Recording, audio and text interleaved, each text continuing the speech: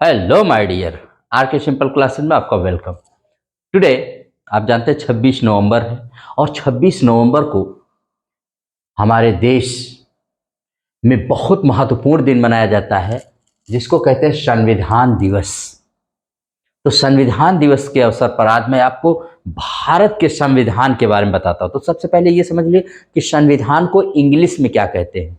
तो संविधान को इंग्लिश में कॉन्स्टिट्यूशन कहा जाता है, इसलिए आज हम कॉन्स्टिट्यूशन डे मना रहे हैं। क्यों मना रहे हैं अभी आपको बताते हैं। तो कॉन्स्टिट्यूशन शब्द जो है वो लैटिन भाषा, जो लैटिन भाषा होती है उससे लिया गया है और जिसका अर्थ होता है शासन करने वाला सिद्धांत, जिसका अर्थ होता है शासन करने वाला सिद्धांत। यस माय डियर, मैं आपको बता रहा था कि लैटिन भाषा से जिसका अर्थ होता है शासन। संविधान को ऐसे मान लीजिए कि संविधान जो होता है ना, किसी भी देश की सर्वोच्च कानून की पुस्तक होती है, सर्वोच्च नियमों की वो किताब है जो जिसके द्वारा वह देश शासित किया जाता है, जिसके द्वारा वह देश रेगुलेट किया जाता है, जहां से सारे कानून का स्रोत होता है संविधान। कहीं का भी संविधान, संविधान से बड़ा कुछ भी नहीं होता। कभी भी क्वेश्चन आए किसी भी देश की सबसे बड़े कानून का नाम बताइए या कानून का किताब का नाम बताइए, तो आपको हमेशा संविधान बताया जाता है, बताना है। 26 जनवरी 26 नवंबर आज के दिन ही संविधान दिवस क्यों मनाते हैं, तो थोड़ा इससे पहले हम समझ लेते हैं कि संविधान होते क्या है। संविधान नियमों की वह किताब होती है जिसके द्वारा एक देश का शासन किया जाता है। ठीक है, तो संविधान कितने प्रकार के होते हैं? संविधान दो प्रकार के होते हैं। कौन कौन? एक लिखित संविधान, एक अलिखित संविधान। तो लिखित संविधान किसका किसका है? तो लिखित संविधान है भारत का और अमेरिका का। अलिखित संविधान किसका है? तो अलिखित संविधान में है इंग्लैंड और न्यूजीलैंड का। यहां का अलिखित संविधान मतलब लिखित किताब जैसी कोई चीज नहीं है। विश्व का सबसे पहले, तो सबसे पहले लिखित संविधान विश्व में कहां बना है? अमेरिका का। अमेरिका का संविधान सबसे पहले लिखित है। लेकिन अगर पूछा जाए विश्व का सबसे बड़ा लिखित संविधान या विश्व का सबसे बड़ा संविधान, तो वो भारत का है, याद रखिएगा।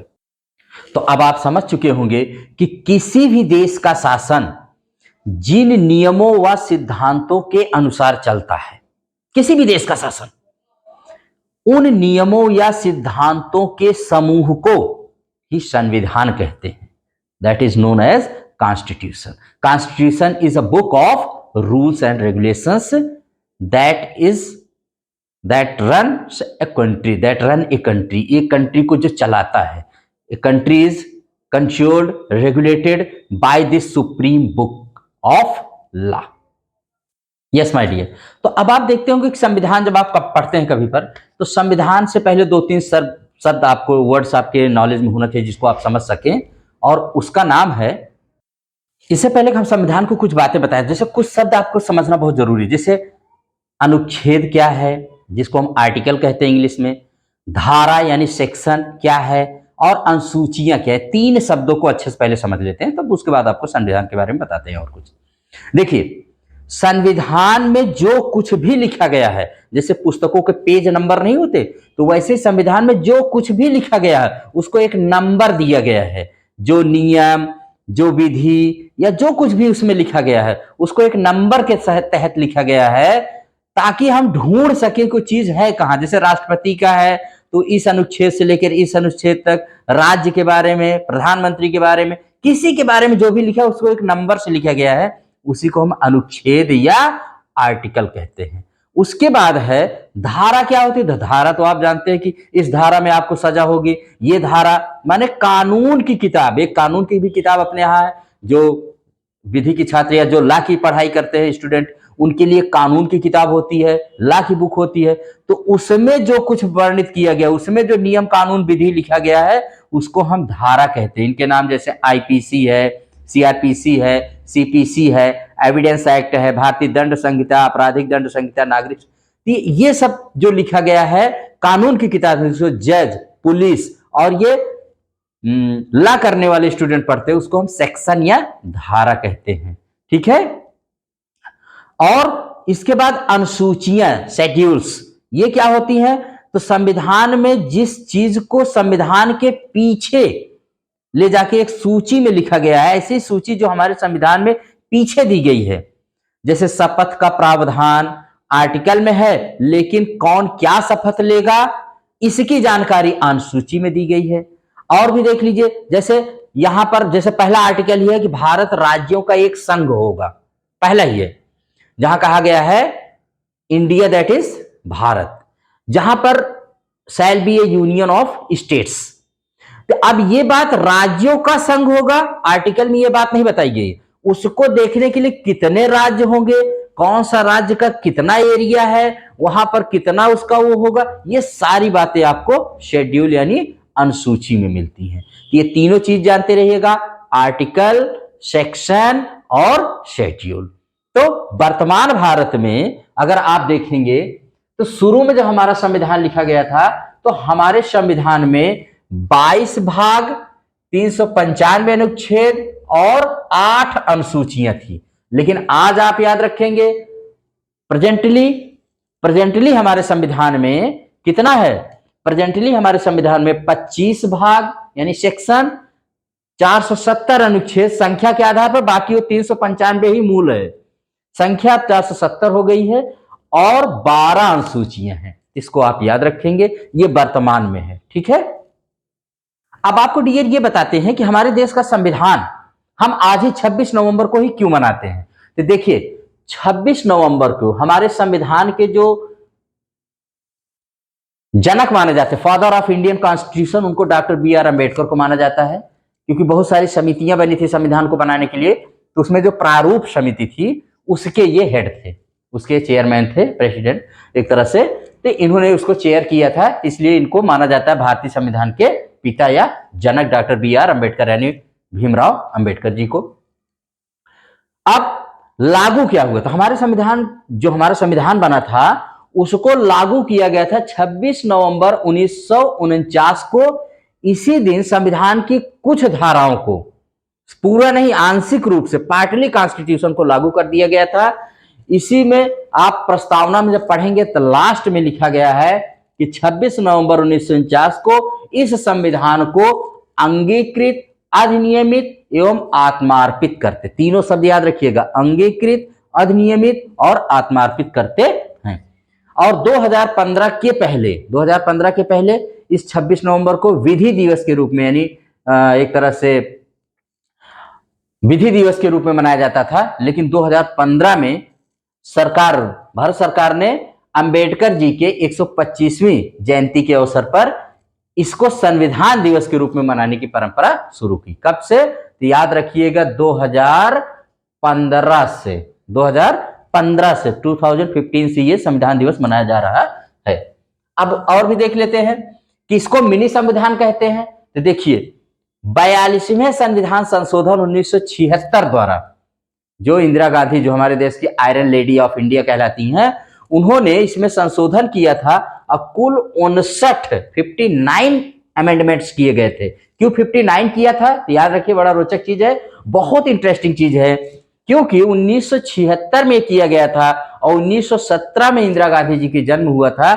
1976 से 1917 को माइनस करेंगे तो उस समय इंदिरा जी 59 साल की थी, 59 ईयर्स की। इसीलिए उन्होंने संविधान में 59 अमेंडमेंट्स एक साथ किया, और इतना बड़ा संविधान संशोधन कभी भी नहीं किया गया था एक साथ।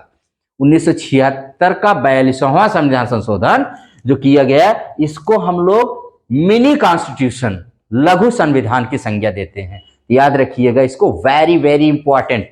उसके बाद वर्तमान मैंने बता दिया संविधान का सबसे बड़ा भाग कहां से लिया गया, तो जानते रहिए संविधान की स्टार्टिंग कहां से हुई। तो देखो संविधान की स्टार्टिंग में भाई, संविधान की स्टार्टिंग 1773 के रेगुलेटिंग एक्ट से हुई है। जब हमारे अंग्रेज थे, जो जो नियम कानून बनाते गए, तो वहां से अच्छी अच्छी बातें हम लोग लेते गए और हमारा संविधान बनता ही चला गया।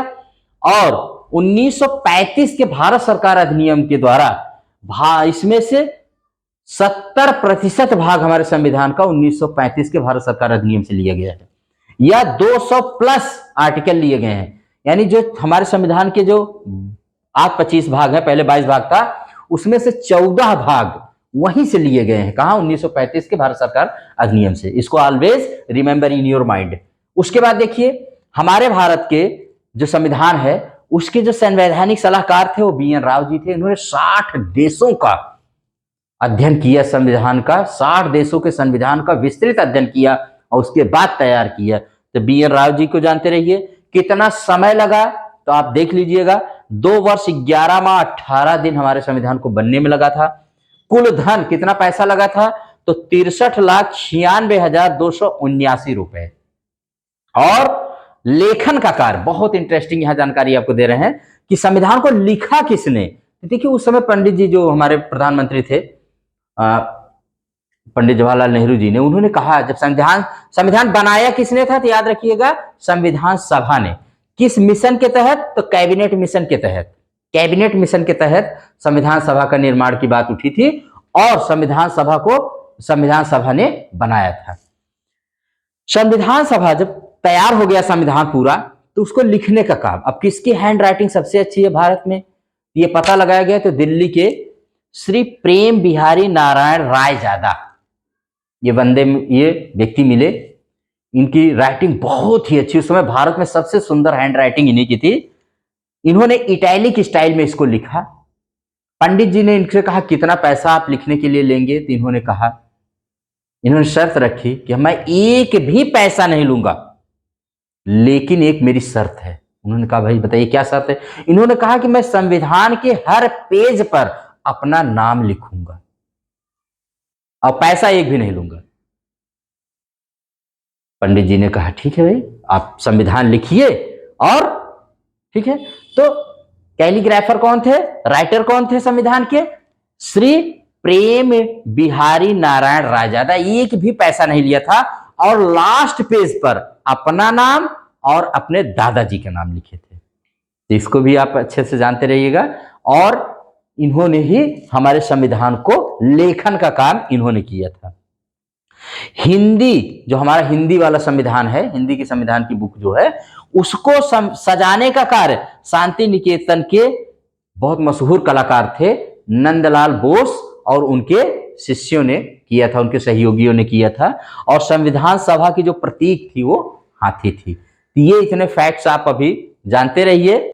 यस माय डियर, तो बता रहे हैं कि जो संविधान हमारा लिखा गया था वो हमारा संविधान, देखिए मूल संविधान जो लिखा गया था वो अंग्रेजी में है और इसका अनुवाद हिंदी में किया गया। और इसी को किसने लिखा था, श्री प्रेम बिहारी नारायण रायजादा जी ने लिखा था। इंग्लिश में इन्होंने लिखा था और एक बार में पूरा लिखा था, मतलब उसको बार बार नहीं, हम आप एक बार लिख के काटते हैं, उन्होंने एक बार शुरू किया पूरा लिख के, अब कोई मिस्टेक उसमें कोई गलती भी नहीं हुई थी। और ये जो इसका वजन है मूल प्रति का, आज भी जो रखी गई सुरक्षित कॉपी, वो 13 किलो की है। 13 किलो का हमारा संविधान है भाई, वजन में भी विश्व का सबसे बड़ा है, 13 किलो का है। और इस पर कुल आप समझ लीजिए कि 233 पन्ने हैं। हिंदी वाले संविधान में 264 पन्ने हैं, इसका वजन 14 किलो है। और इसको लिखने का काम जो किया था वो थे वसंत कृष्ण वैद्य जी ने। ठीक है, यस माय डियर, आपको एक अगर पूछा जाए विश्व का एकमात्र चित्रमय संविधान किसका है तो अपने देश का है। विश्व का सबसे बड़ा संविधान अपने देश का, विश्व का सबसे बड़ा लिखित संविधान अपने देश का है। तो क्या है चित्रमय, इसमें पूरा चित्रमय मैंने बताया ना नंदलाल बोस जी ने सजाया था। इसमें तरह तरह के चित्र बने हुए, जैसे काली की छाती पर पैर रखकर नृत्य करते नटराज जी की मूर्ति है, अयोध्या लौटते राम सीता व लक्ष्मण की चित्र हैं, कुरुक्षेत्र में अर्जुन को ज्ञान देते श्री कृष्ण का चित्र है, गंगा का धरती पर अवतरण गंगा दशहरा का चित्र है, शांति का उपदेश देते बुद्ध और यज्ञ करते वैदिक ऋषि की यज्ञशाला का चित्र बना हुआ है। इसी वजह से भारतीय संविधान को रिपब्लिक ऑफ आर्ट भी कहा जाता है, रिपब्लिक ऑफ आर्ट भी कहा जाता है।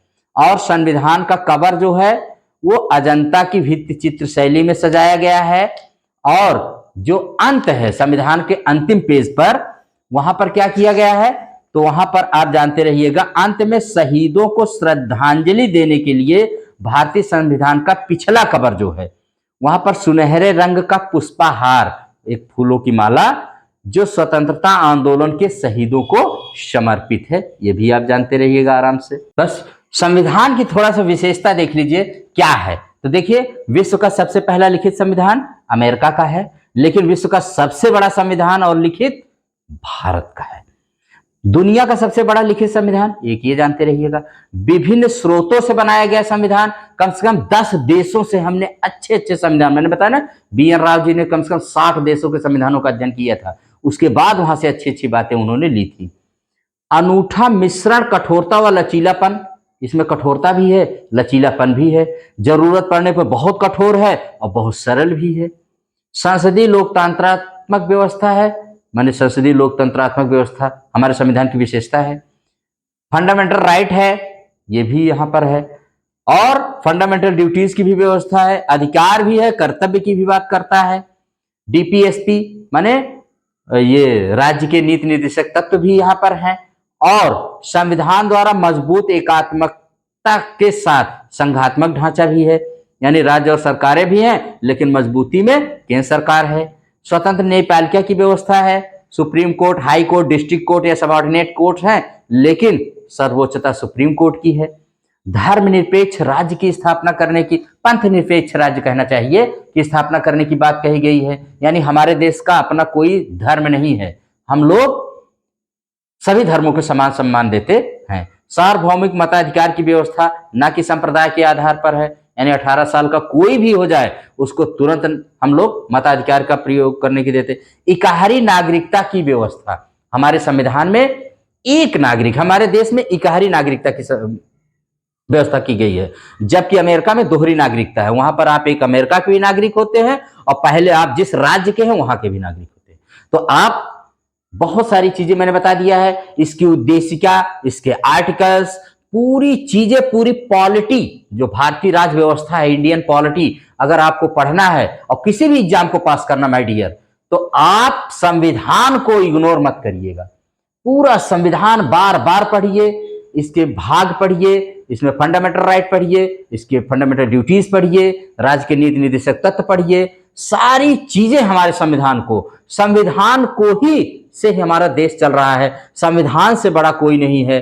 संविधान की सुरक्षा की जिम्मेदारी सुप्रीम कोर्ट को दी गई है। अगर कोई भी कानून सरकार, भारत सरकार बनाती है तो सुप्रीम कोर्ट के अधिकार है कि वो देख सकती है कि ये कानून कहीं संविधान में दी गई बातों से अलग तो नहीं है। अगर वो अलग होगा तो सुप्रीम कोर्ट को सिर्फ एक शब्द कहना है, भारत के सारे कानून अपने आप रुक जाएंगे, वहीं पर समाप्त हो जाते हैं। जैसे ही सुप्रीम कोर्ट कह दे कि ये बात, ये कानून या ये नियम असंवैधानिक है, दिस इज अनकॉन्स्टिट्यूशनल, जैसे ही अनकॉन्स्टिट्यूशनल वर्ड यूज कर दिया जाएगा सुप्रीम कोर्ट के द्वारा, वो संविधान, वो नियम, वो कानून वहीं पर रुक जाएगा।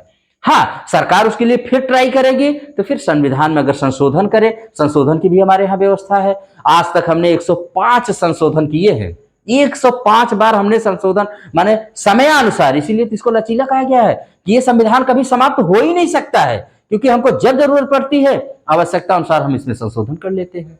तो ये इतनी सारी जानकारी थी आज संविधान के बारे में, और आज संविधान दिवस के अवसर पर, कॉन्स्टिट्यूशन डे के, तो आइए हम लोग प्लेस करें, एक प्रतिज्ञा ले कि हम अपने देश के संविधान का पालन करेंगे और अपने देश को एक विकसित भारत बनाएंगे, एक सभ्य नागरिक बनेंगे। इससे अच्छी श्रद्धांजलि, इससे अच्छा संविधान दिवस मनाने का कोई और मतलब नहीं है। तो इस संविधान दिवस की आपको ढेर सारी शुभकामनाएं आरके सिंपल क्लासेस की तरफ से। आप लोग संविधान का पालन करिए, एक सभ्य नागरिक बनिए। संविधान का यही मतलब है, लोगों को बताइए कि हमारे देश के संविधान में क्या लिखा गया, क्या है, हम लोग कैसे अपने देश को चला सकते हैं, हमारा देश चलता कैसे है, तो हमारा देश संविधान से चलता है। इसी पर मैं इस बात को यहीं पर समाप्त करता हूं। फिर किसी नेक्स्ट टॉपिक पर नेक्स्ट डे फिर मिलेंगे। Till then, good bye.